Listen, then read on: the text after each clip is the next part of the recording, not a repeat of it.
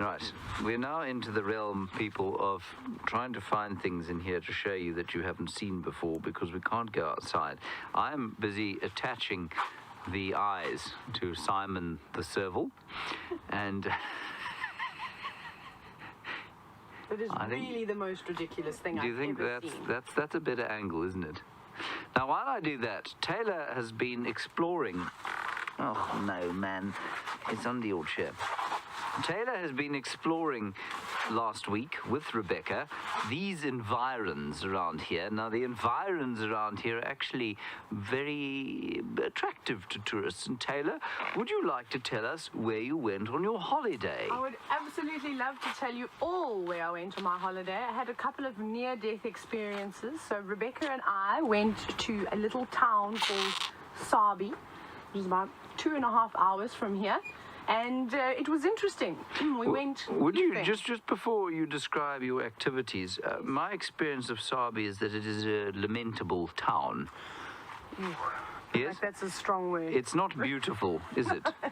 No, well, once you move away from the town, and the bustle of Sabi, which is it consists of about 2 or 3 streets. Yes. Then it's beautiful. Then the area is beautiful. Yes. Scenery around. But the town itself. Yes. Has well, it leaves a lot to be desired, really. No. Yes. All right. There's some nice restaurants there, though, I suppose. So you went kloofing then?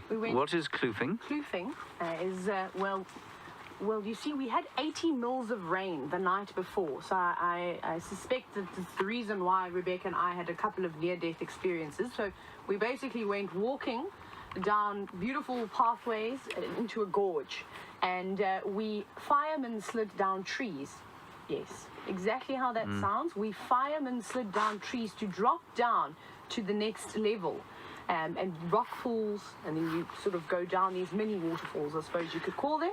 And then we were swimming. It was beautiful. It was lovely, and there were birds chirping, and everybody was happy. Rebecca and I were whooping as we jumped off of things until we got to this other small waterfall, but the water was pounding down.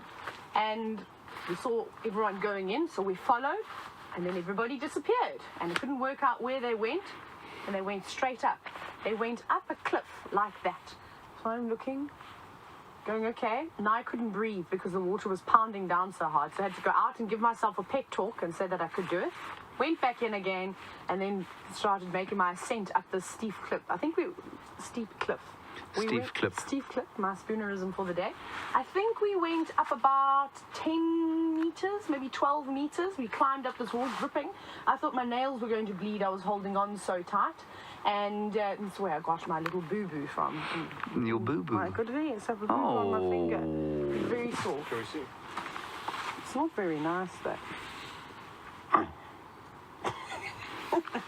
And anyway, so yes, we climbed up that, and then we sat on this ledge, but you almost slipped about 10 times, and it was quite beautiful. The water had a massage on your back, and we sat there for a bit. It was like I was in a hurricane, but the coming down part was very difficult. You had to go down, bum against the side of the cliff. Now you're holding on, nails digging in again, but it was exciting. So was this a guided experience, or were you and Rebecca guiding yourselves? If Rebecca and I had to have guided ourselves, we would still be there. Yes. You'd have to send out a search party. We probably would be very hungry. Possibly the coroner as well. And the coroner, definitely. I don't know.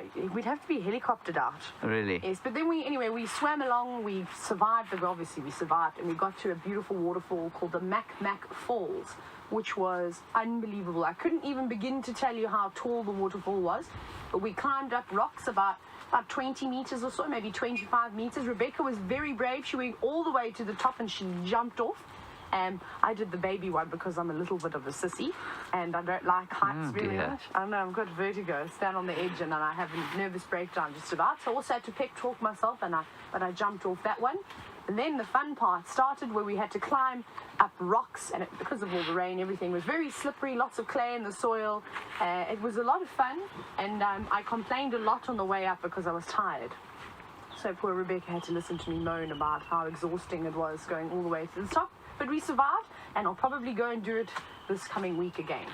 Right, now the point of that story, of course, is to show, A, that Rebecca and Tayla are very adventurous women, and the second part of that, of course, is to demonstrate to you that around this area, into the mountains, there are some really spectacular spots. And a lot of people come to the Kruger and then disappear.